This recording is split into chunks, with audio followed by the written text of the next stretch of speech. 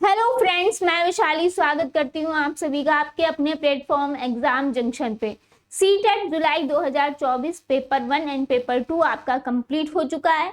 लेकिन हर बार सीटेट में यहाँ पे कुछ विवादित प्रश्न अवश्य देखने को मिलते हैं यहाँ पे, क्योंकि यहाँ पे कम से कम 2 से 3 क्वेश्चन हर बार ऐसे हो जाते हैं जिनका कम से कम 2 ऑप्शन ऐसे दे देंगे कि वहां पे वो 2 ऑप्शन उसके आंसर होंगे। अब फिर उसके बाद आती है ऑफिशियल आंसर की कि उसमें क्या मानेंगे, और यहाँ पर फिर होता है उस पे चैलेंज। तो यहाँ पे अगर हम बात करें ऐसे कौन से क्वेश्चन है जिस पे आप चैलेंज कर सकते हो, और यहाँ पे अगर हम बात करें ऐसे कितने क्वेश्चन हैं जिसके लगभग 2 आंसर्स यहाँ पर लगभग सही हैं। तो आइए चलते हैं यहाँ पर देखने के लिए आखिर कौन कौन से ऐसे क्वेश्चंस आपको देखने को मिले हैं। तो यहाँ पे क्वेश्चन आया था इंग्लिश में, कन्वीनियंट एंड इनएक्सपेंसिव वे। इसका आपको बताना था यहाँ पर मीनिंग, यहाँ पर नियरेस्ट जो है। और यहाँ पे अगर हम नियरेस्ट मीनिंग की बात करेंगे तो यहाँ पे जो है कन्वीनियंट यानी कि सुविधाजनक की यहाँ पर बात होती है, सुविधाजनक होगा। तो इसके यहाँ पर 2 ऑप्शन ऐसे हैं, यानी कि कॉर्डियल और यहाँ पे हैंडी है ना, कॉर्डियल और हैंडी। तो यहाँ पे ये दोनों ही एक ही अर्थ जो है ये देते हैं यहाँ पर सुविधाजनक। तो ये दोनों ही इसके नियरेस्ट मीनिंग जो है दे रहे हैं।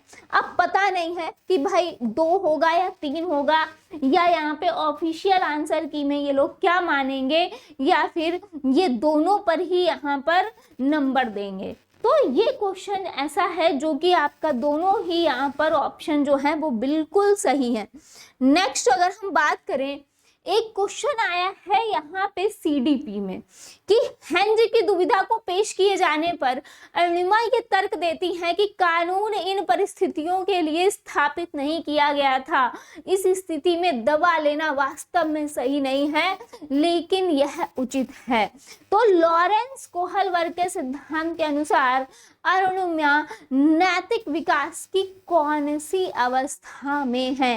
अब यहाँ पर बात आता है कि यहाँ पर कानून इन परिस्थितियों के लिए यहाँ पर स्थापित नहीं किया गया था कि इस स्थिति में जो दवा लेना है ये वास्तव में सही नहीं है, लेकिन यह उचित है। तो यहाँ पर नैतिकता का ये विरोधाभास है, व्यक्तिगत अधिकार है, लोकतांत्रिक है, दंड की उन्मुखी आज्ञाकारिता स्वीकृत है, यांत्रिक उद्देश्य और विनिमय, सामाजिक सरोकार और विवेक।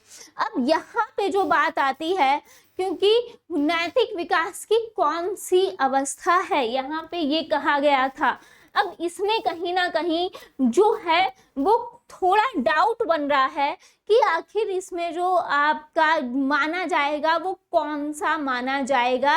यहाँ पर ऑप्शन ये डाउटफुल वाला क्वेश्चन है, क्योंकि इसका जो है प्रॉपर एप्रोप्रिएट चीजें जो हैं वो बहुत ही घुमा के पूछा गया ये क्वेश्चन है। और इसमें आपका आंसर ये भी हो सकता है, यहाँ पे अगर हम बात करें यहाँ पर ये भी हो सकता है, यहाँ पर अगर हम बात करें कानून की परिस्थिति के लिए स्थापित नहीं किया गया, दवा लेना वास्तव में सही नहीं है लेकिन यह उचित है। तो अब पता नहीं यहाँ पे ये कौन सा उत्तर मानेंगे। यांत्रिक उद्देश्य विनिमय है, सामाजिक सरोकार विवेक है, दंड की ओर उन्मुखीकरण अज्ञानता स्वीकृत कानून है, या नैतिकता का विरोधाभास व्यक्तिगत अधिकार व लोकतांत्रिका है। ये अभी बहुत डाउटफुल क्वेश्चन जो है बना हुआ है। आगे यहाँ पर एक क्वेश्चन आया था कि तथ्यों से कहीं आगे जाकर अनुमान लगाने का तरीका। भाई तथ्यों से अगर हम आगे जाकर यहाँ पर अनुमान लगाने के तरीके की बात करें तो एक तो तथ्यों से आगे जाना, यानी कि तथ्य से आगे जाकर यहाँ पर अनुमान लगाना, यानी कि निष्कर्ष निकालना भी इसका हो सकता है ना। और पाठ्य सामग्री का विस्तार यानी कि एक्सट्रापोलेशन भी हो सकता है। तो इसमें ये 2 ऑप्शन जो है ये काफी डाउटफुल हैं कि आखिर इसमें ये भी हो सकता है और ये भी हो सकता है। बिल्कुल यहाँ पे ये 2 ऑप्शन ऐसे हैं कि इनमें से कोई भी आपको आंसर देखने को मिल सकता है, क्योंकि अनुमान लगाने का तरीका तथ्यों से आगे जाकर तो ये निष्कर्ष निकालना भी हो सकता है, पाठ्य सामग्री का विस्तार भी हो सकता है, एक्स्ट्रापोलेशन। आगे देखते हैं, नेक्स्ट क्वेश्चन एक आया था कि निम्नलिखित में से कौन सा कक्षाई अभ्यास विद्यार्थियों में मौखिक भाषा के विकास में मदद करेगा। भाई अगर हम बात करें कक्षाई अभ्यास की, है ना, विद्यार्थियों में मौखिक रूप से मौखिक भाषा के विकास में, भाई मौखिक भाषा के विकास की बात हो रही है। पहली बात यहाँ पे तो सबसे पहले तो यहाँ पे कंठस्थ करने वाला तो होगा नहीं, यहाँ पे रोल प्ले में अगर बच्चा भाग ले रहा है तो यहाँ पे मौखिक भाषा के विकास में अवश्य मदद मिलेगी, है ना। कक्षाई अभ्यास क्योंकि एक तरफ लिखा हुआ है यहाँ पर, तो रोल प्ले में भाग लेना भी मौखिक भाषा के विकास में मदद करेगा। नेक्स्ट अगर हम बात करें नए या अपरिचित शब्दों के उच्चारण का अभ्यास करना, ये नहीं। अब देखिए यहाँ पे इन्होंने दिया है कि जो अध्यापक है उनके साथ जो है पाठ्य सामग्री का समवेत पठन, तो भाई ये भी सही हो सकता है। भाई तो इसमें भी ऑप्शन 2 और ऑप्शन 4 में काफी डाउट है कि आखिर जो यहाँ पर आयोग है वो क्या सही मानेगा यहाँ पर, क्योंकि मौखिक भाषा के विकास में मदद अगर हम बात करें तो रोल प्ले भी करेगा, अगर बच्चा रोल प्ले में भाग ले रहा है और अध्यापक के साथ पाठ्य सामग्री का समवेत पठन कर रहा है तो भी वो यहाँ पर मौखिक भाषा के विकास में उसको मदद अवश्य मिलेगी।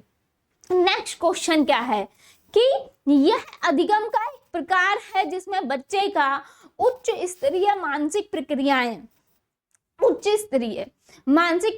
जैसे बुद्धि या तर्क करना आदि प्रयोग करना होता है। यानी कि यहाँ पर अगर हम बात करें, अब देखिए बहुत सारे बच्चों ने यहाँ पर गत्यात्मक कौशल अधिगम को टिक किया है, लेकिन अगर हम बात करें कि यहाँ पर यह अधिगम का एक प्रकार है ना, क्या लिखा है, ये अधिगम का एक प्रकार है जिसमें बच्चे का उच्च स्तरीय मानसिक प्रक्रिया यहाँ पे जैसे कि बुद्धि और तर्क करना, बुद्धि तर्क की बात की है, बुद्धि या तर्क करना आदि प्रयोग होता है। यानी कि सोच विचार करना, तर्क वितर्क करना, ब्रेन स्टॉर्मिंग करना, तो यहाँ पे ये गत्यात्मक कौशल अधिगम भी सही मान सकते हैं। और अगर हम बात करें यहाँ पर तो अवधारणा अधिगम भी इसमें आंसर सही हो सकता है। यहाँ पे ये सीटेट की आंसर की बताएगी कि क्या होगा, लेकिन यहाँ पे उच्च स्तरीय मानसिक प्रक्रिया बुद्धि या तर्क यानी कि सोच विचार तर्क वितर्क की बात कर रहा है, तो यहाँ पे अवधारणात्मक अधिगम भी हो सकता है और गत्यात्मक कौशल अधिगम भी आपका सही हो सकता है। तो ये तो रहे ऐसे क्वेश्चंस जिसमें 1 से 2 ऑप्शन पे लगातार डाउट बना हुआ है, और ऐसे ही क्वेश्चन होते हैं जिस पे बाद में चैलेंजेस पड़ते हैं। नेक्स्ट अगर हम बात करें आंसर की में भी कभी कभी कुछ जो है यहाँ पर आंसर की भी जो है वो गलत आ जाती है, तो उसके अनुसार भी जिस पे हम 100% श्योर होते हैं और आंसर की में पता चला कुछ और ही ऑफिशियल आंसर की में आंसर दे दिया है, तो उस पे हम चैलेंजेस करते हैं। तो आई होप आपको चीज़ें क्लियर हुई होंगी। अभी यहाँ पे बहुत सारे ऐसे क्वेश्चंस होते हैं जिन पे हम 100% श्योर होते हैं लेकिन आयोग कुछ और ही मानता है, तो ये वक्त बताएगा कि आखिर यहाँ पर क्या होता है और किन किन यहाँ पर ऐसे कौन से क्वेश्चंस हैं यहाँ पे जैसे मैंने आपको बताया, ये ऐसे क्वेश्चंस हैं जिसमें 2 आंसर आपके सही हैं। तो अब देखते हैं कि आगे क्या होता है। ऐसे ही क्वेश्चंस जो हैं ये चैलेंजेस बिल्कुल यहाँ पर होते हैं। मिलते हैं नेक्स्ट अपडेट में। थैंक यू सो मच सभी का जुड़ने के लिए। चैनल पर नए हैं तो चैनल को सब्सक्राइब कर लेंगे, बेल आइकन को प्रेस कर लेंगे। धन्यवाद।